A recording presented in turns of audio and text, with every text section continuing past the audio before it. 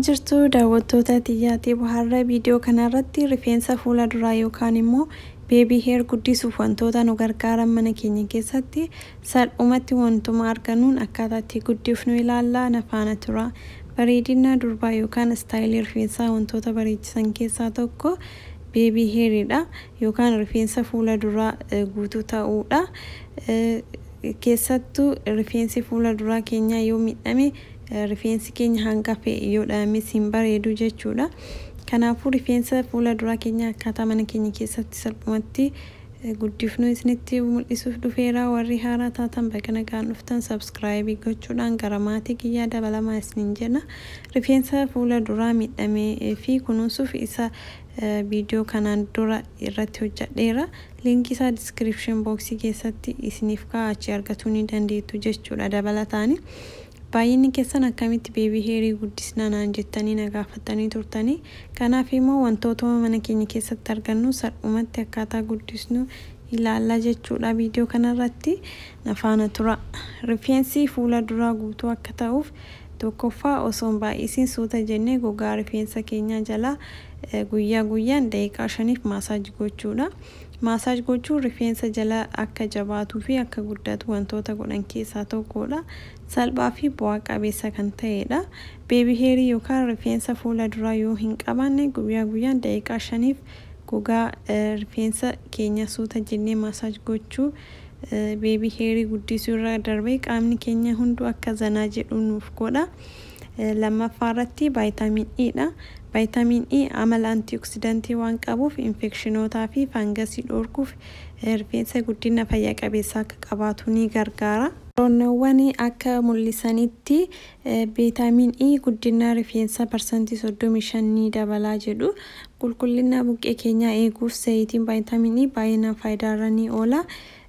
Kana waan ta'eef rifeensa fuula duraa keenya vaayitaamin E yeroo yerootti dibachuun kunuunsuun salphumatti akka beebii heerii qabaannuuf rifeensa fuula duraa keenya akka guutuu ta'uuf ni fayyada jechuudha. Sadaffaan immoo shunkurtii diimaadha.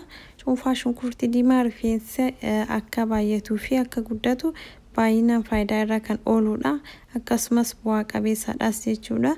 Rifeensa fuula duraa guddisuuf beebii heerii bareedaa akka qabaannu shunkurtii diimaa tokko fudhachuun daakuu fi bishaan isaa dhimbiifnee qopheessuudha. Sanaan booda bishaan shunkurtii sanii rifeensa jala keenya dibachuun daqiiqaa 30 tursiisnee dhiqachuudha. Kana ji'aan yeroo 3 gochuun ji'a 2 keessatti rifeensa fuula duraa keenya guutuu fi beebii heerii akka qabaannu mala salphaa kan ta'edha jechuudha. Afraffaan zayita qobboodha. Zayitni qobboo infekshinii fi fangasii ni ittisa. Buqqee keenya akka hin goggognee fi waziisaa akka eeguuf ni fayyada. Akkasumas seelonni sammuu keenya jala jiran akka kaka'aniif ni godha. Zayitiin qobboo xiqqoo erga fudhannee booda ho'isnee sanaan booda dibannaa jechuudha. Suuta jennee erga dibannee booda suuta jennee maasaaj gochuun daqiiqaa 30 tursiisnee dhiqachuudha.